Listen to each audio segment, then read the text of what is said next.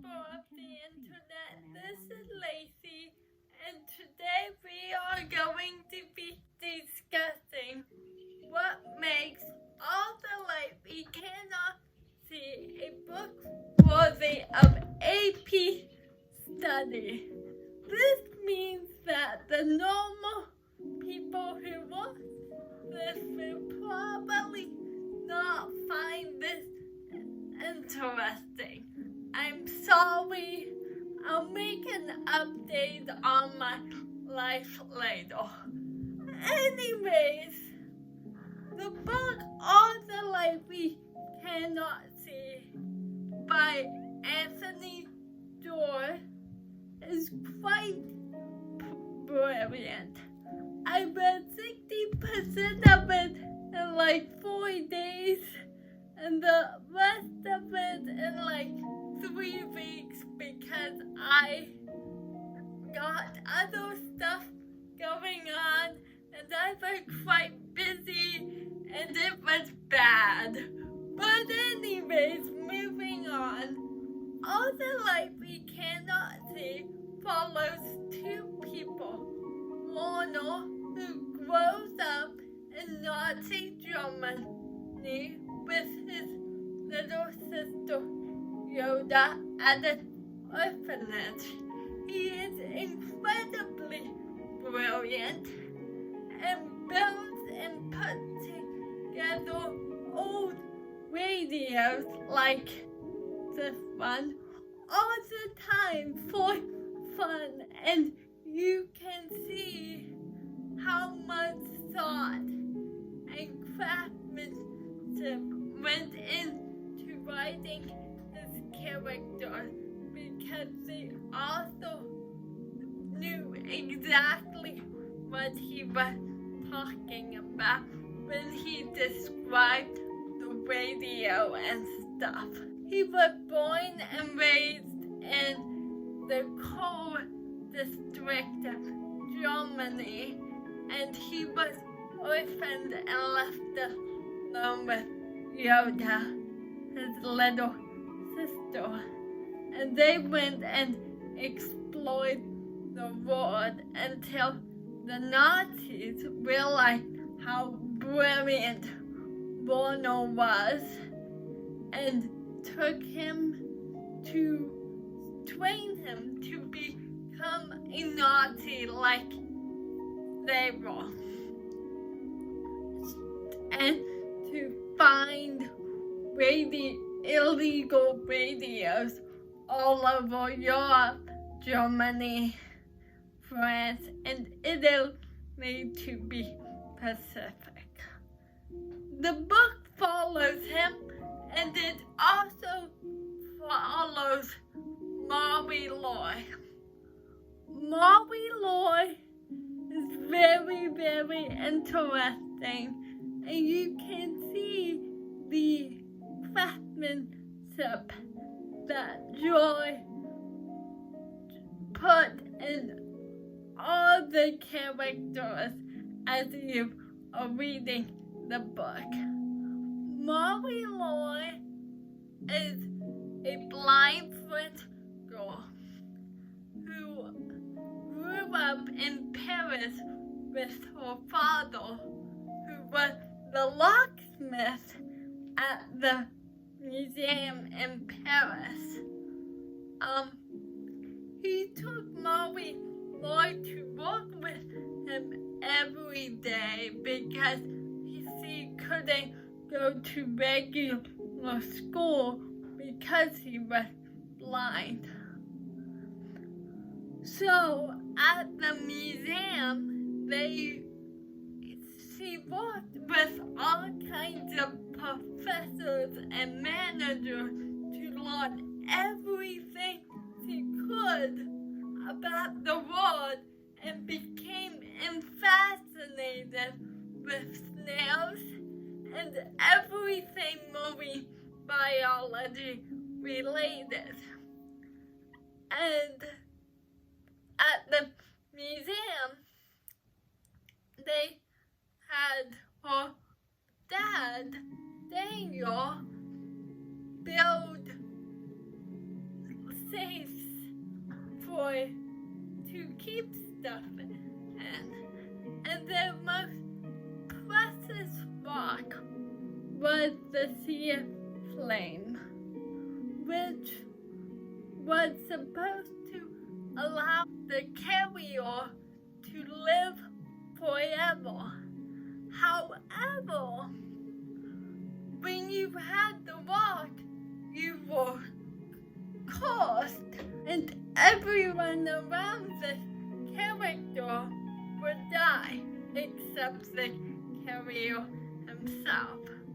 So it was really a expensive and rare rock that no one was supposed to get. And it's interesting how the rock plays out throughout the book. So after Germany invaded France, Marie-Laur's father had to take the rock and Marie-Laure out of Paris immediately. And he doesn't know he has the rock at the time. He was just told to flee Paris. And they went to Marie-Laure's uncle's house, who lived in Saint-Malo. Etienne and his housemate, Madame Manic. Madame Manic lived in the house with Etienne for many, many years. And they were very, very gracious to see both Marie-Laure and her father when they were around. And Etienne had everything under the sun because he would not go outside because he had war flashbacks from World War I, where he seen some very terrible and brutal stuff. So anyways, they came around and they helped Marie-Laure grow and thrive. And you can see Etienne come out of this terrible world into opening his eyes to see that there is still hope in the world. And he hides a radio and recording stuff in his attic. And every night, Marie-Laure and Etienne would go up to the attic through a small closet to broadcast radio stuff for the people to listen. And they play classical piano music. It was very much a place to escape the reality of the war. Marie-Laure's father also built Marie-Laure a sculpture of houses and the town so Marie-Laure could feel her way around the town and get to see what the town was like because she was blind. The author did an incredible job describing what it's like to heal by imagery and what is it like to see by auditory stuff. And it was so cool because if you were blind, you were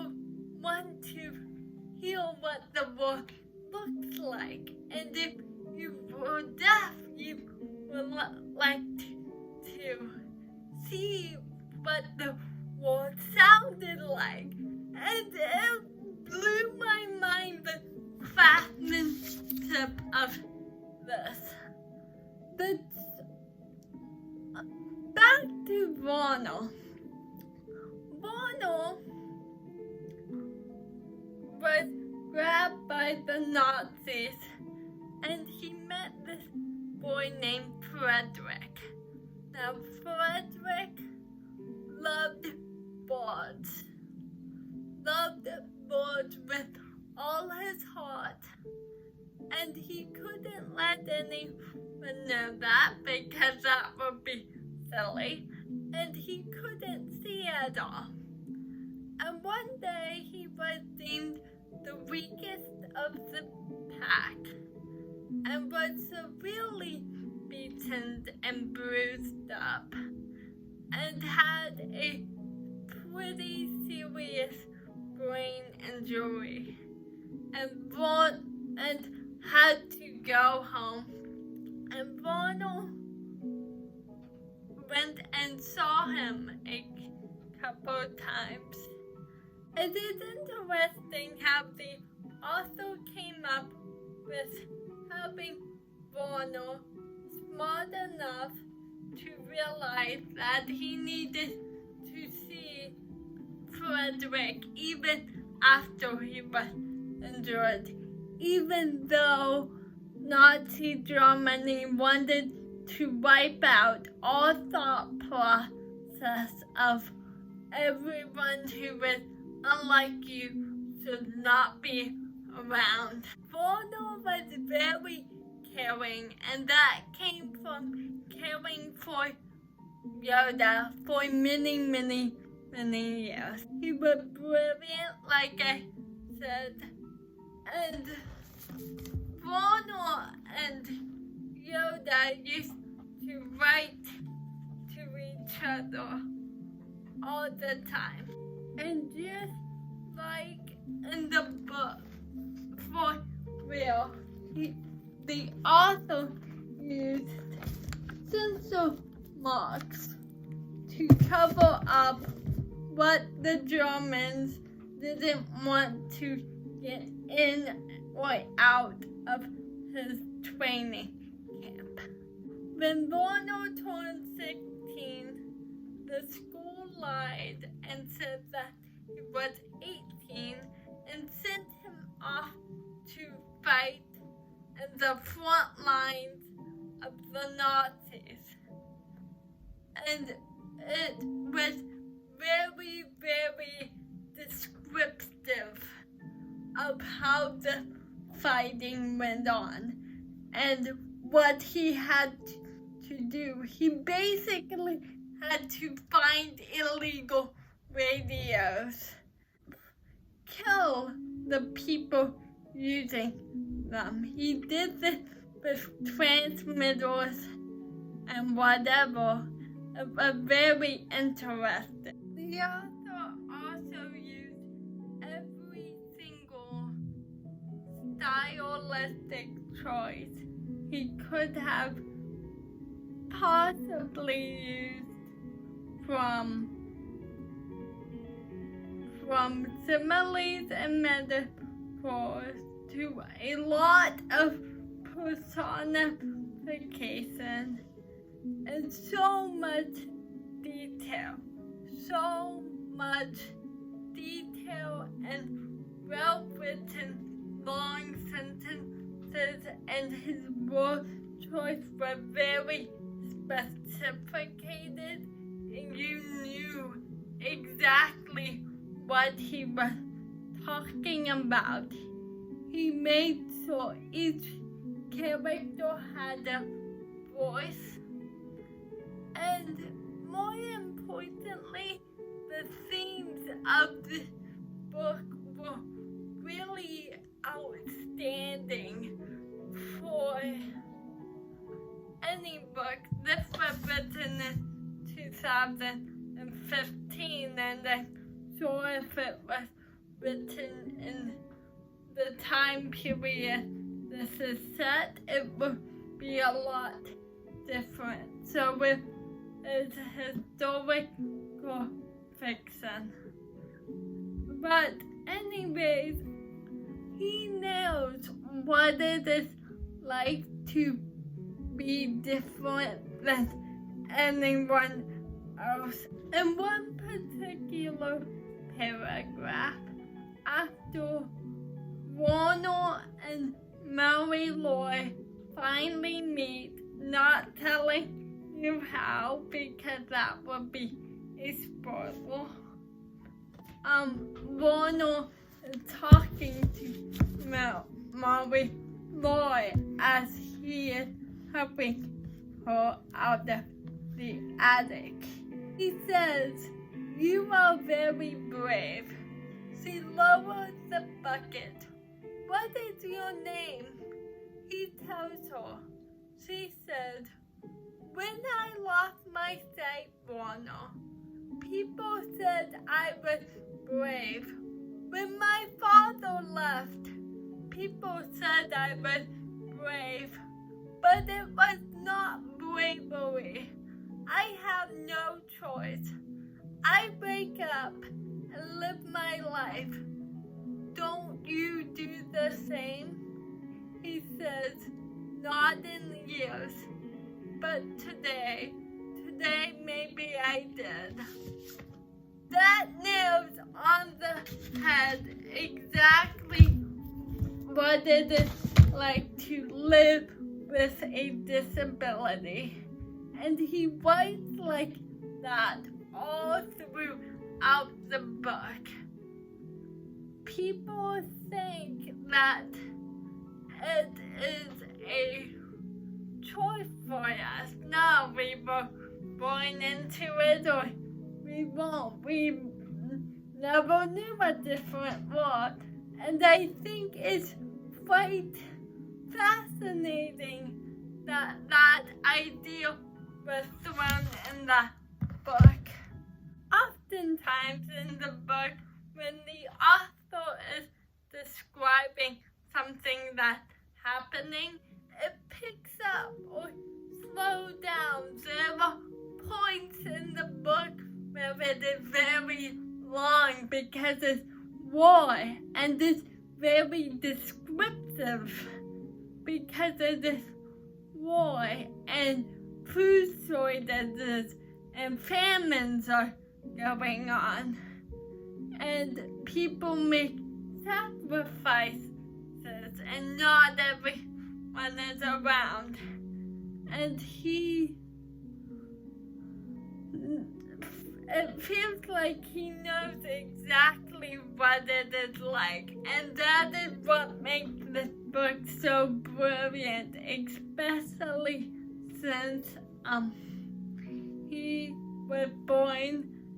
The author wrote this in 2015, and he was born in 1973, so he never went to war, but he knew all this, and the book is very, very fantastic.